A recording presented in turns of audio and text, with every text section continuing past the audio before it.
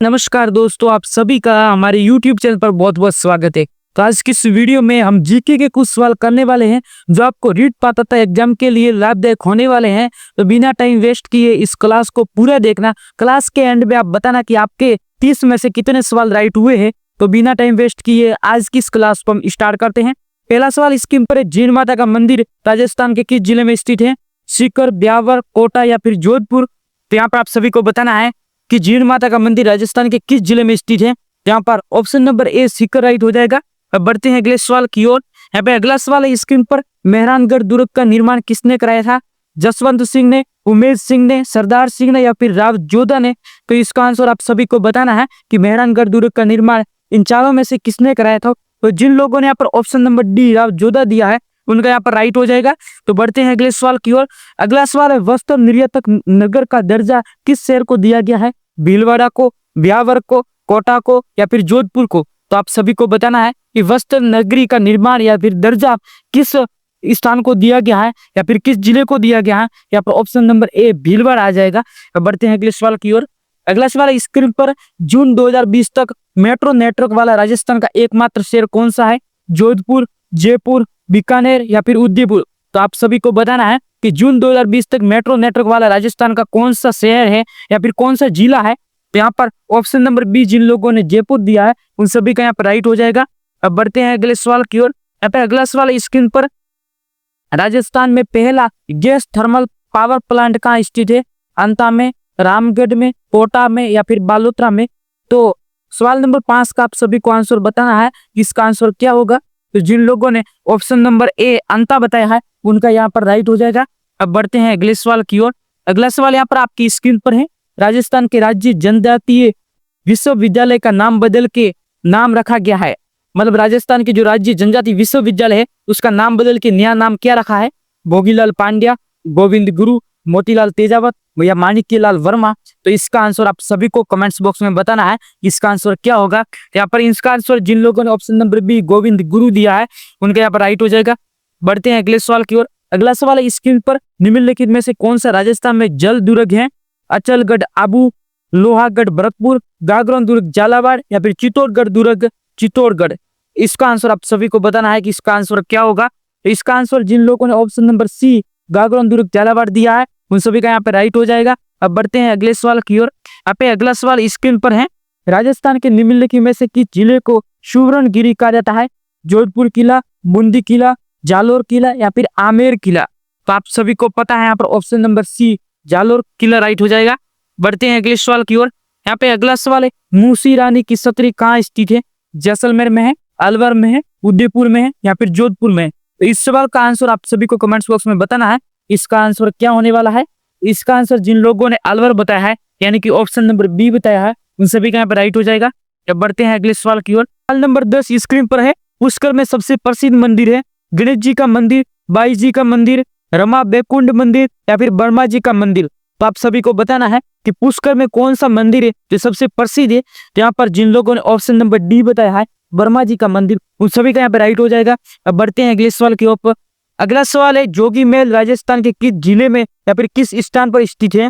चित्तौड़गढ़, मेहरानगढ़, लोहागढ़ या फिर रणथंभौर?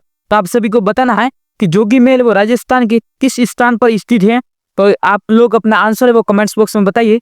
तो जिन लोगों ने यहाँ पर option number D Ranthambore Sawai Madhopur बताया है उन सभी का यहाँ पे राइट हो जाएगा। बढ़ते हैं अगले सवाल की ओर। सवाल नंबर 12, तीर्थ स्थल गलियाकोट किस नदी के किनारे स्थित है?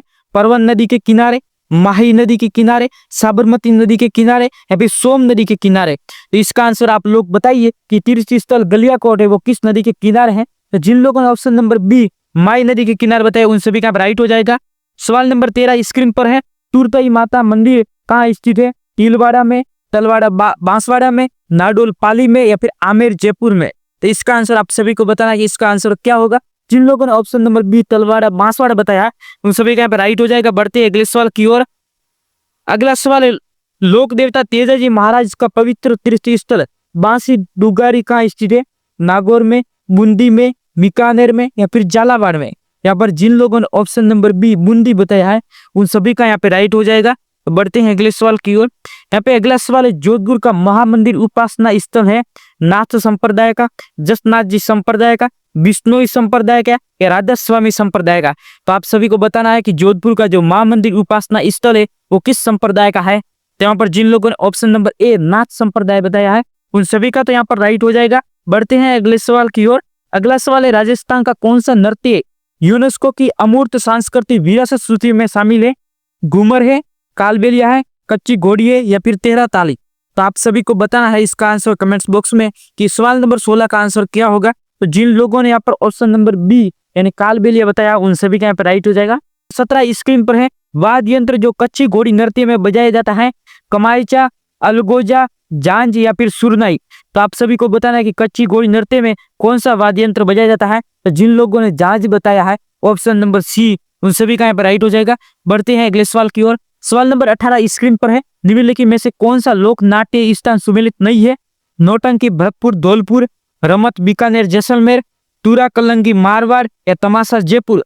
तो आप सभी को बताना है कि इनमें से कौन सा लोक नाट्य स्थान है वो सही सुमेलित नहीं है। तो यहाँ पर जिन लोगों ने ऑप्शन नंबर सी तुरा कलंगी मारवाड़ बताया है उन सभी का यहाँ पे सही हो जाएगा, क्योंकि तुरा कलंगी मारवाड़ की नहीं बल्कि मेवाड़ की है। तो यहाँ पे आप सभी को याद रखना है कि तुरा कलंगी है वो मारवाड़ की नहीं बल्कि मेवाड़ की है। और बढ़ते हैं अगले सवाल की ओर। यहाँ पे अगला सवाल है, 19 नंबर, लांगुरिया राजस्थान के किस मेले से संबंधित है?